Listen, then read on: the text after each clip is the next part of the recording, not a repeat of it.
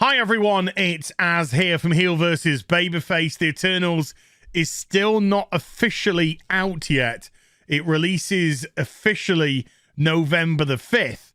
But of course, we have had a fair few critics who have already seen it, and we're now starting to see the early showings as it leads into this Friday's full-on. Now, a few weeks ago, couple of weeks ago now, time has no meaning and all that, we got our first Twitter reviews from the shill media. It's the only way to describe them, who had been invited to specifically organized by Disney and Marvel events where they get their little gift bags, they get their little tuna sandwiches, and then they get to make an ass of themselves in front of a camera by going, "It's freaking awesome!" when the film is not very good. It doesn't make a lot of money, if any whatsoever. And Marvel's Phase 4 has not started off particularly well. I mean, the TV shows, you can take them or leave them. I'll leave them if that's okay with you. And as regards to the movies, well, Black Widow tanked.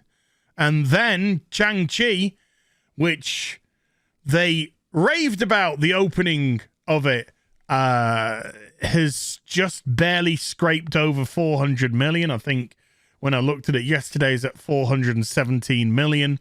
This is off a 180 million budget. Double that with marketing, advertising, then being on the shelf with interest, box office take. This film's not made money. And these are the triumphs that have come out. Black Widow and Shang-Chi, the triumphs that have both most likely lost money for Disney. Well, after the reviews came out from the Twitter people saying, it's different. It's different. It's a different type of film. It's a different. Because they all, bizarrely enough, seem to end up having the same narrative, as if they're given talking points to go over. Yeah. Well, it looked like one of the big Marvel Twitter shill sites decided to try and run interference the other day, putting out this tweet at the end of October saying that it's being review bombed on IMDb, and we discussed this in another video, receiving hundreds, it's about 400 one-star reviews from users criticizing the movie's alphabet representation. What they failed to also give was the fact that there was about 400 one-star reviews, but there was about 900 five-star reviews, which they neglected to say. And with IMDb removing all of it because the movie wasn't out, we didn't actually get to see any proof of this alleged critique of the alphabet community. So, one of the stars of the movie put this tweet out. Looks like we're upsetting the right people. Eternals opens November the 5th. But of course, when these facts came out, this tweet vanished very quickly indeed, as if, as this article, which comes from Bounding on into Comics, says, they were trying to set up some tired Hollywood narrative in the case that the Eternals flopped at the box office. But the problem is, and I'm only using Rotten Tomatoes because I'm just using their own tools against them, the very shill media, the very critics who they say, who shield these films, who go to bat for the studios, have given this, after 164 critical reviews, a 54% rotten score. Now, if we were to actually go into the reviews themselves and just, I mean, look at this wave at the moment. of rotten. You seem to get a very similar narrative. Now, when those Twitter reviews came out, I said on, I don't know what show, whether it was Friday Night Tights or the Real BBC or whatever show I was on, but the way that they were very specific with their language, I said, is this the critics' code word for boring without actually saying it's boring? And needless to say, that seems to be the narrative which is flowing through. Underdeveloped, too much exposition, too light on plot, too long, too boring. And this is a theme which goes all the way through. And don't be fooled by some of the fresh tomatoes.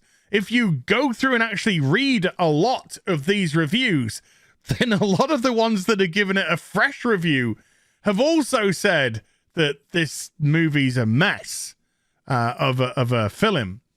Now, somebody who I know, I don't want to give them away now, just in case they don't want it to be known, went to the cinema and they have seen the Eternals, and I spoke to them earlier today, and I said, so what did you think?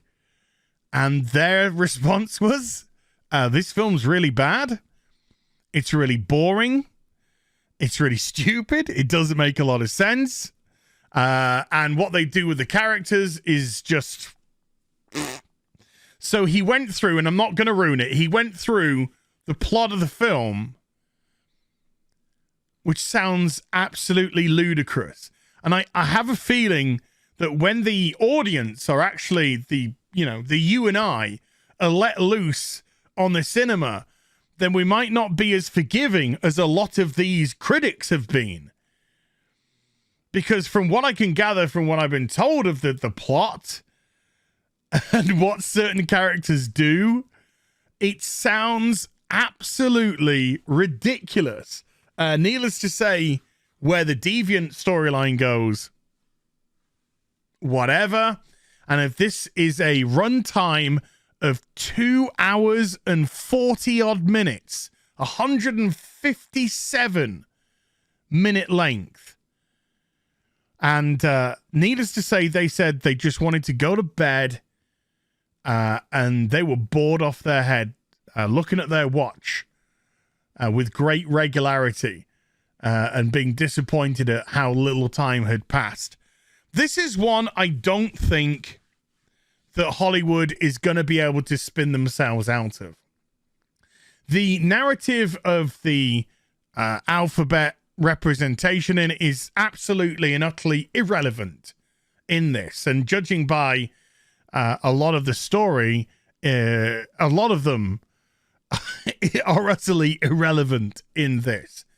This is a movie which was given to an Oscar-winning director who had a very specific way of making her films.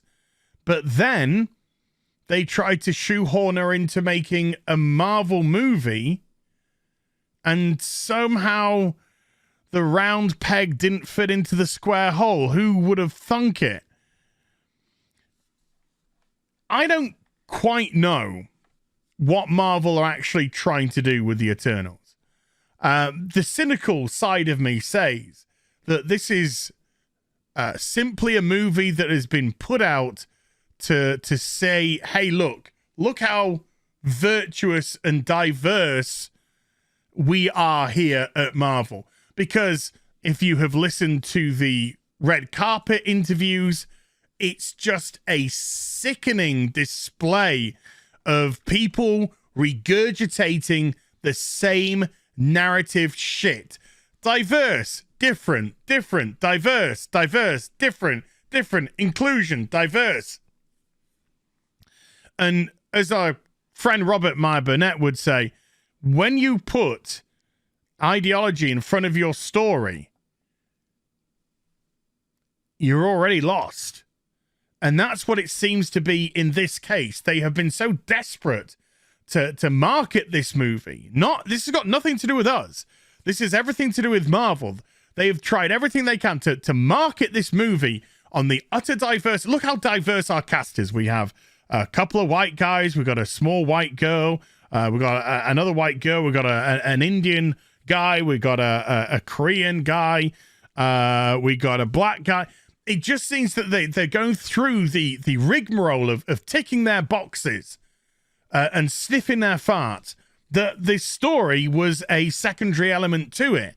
And if your story doesn't work because you're too busy trying to juggle 10 different characters that have not been introduced to the Marvel Universe at all yet, whereas with the Avengers, it was much smaller and they'd had films, their own films by then yeah, you're going to try and have to introduce, flesh out 10 characters, develop a coherent plot that brings in a suitable enemy, and it just doesn't seem to have done any of that.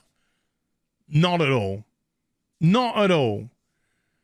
Maybe Marvel should have taken a step back. Maybe they should have cut down this ensemble cast. Maybe instead of thinking whether we should put a gay or a black or a brown, maybe they should have said, hey, what's the story first?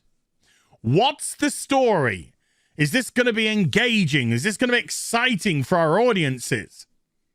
But they didn't. They clearly didn't.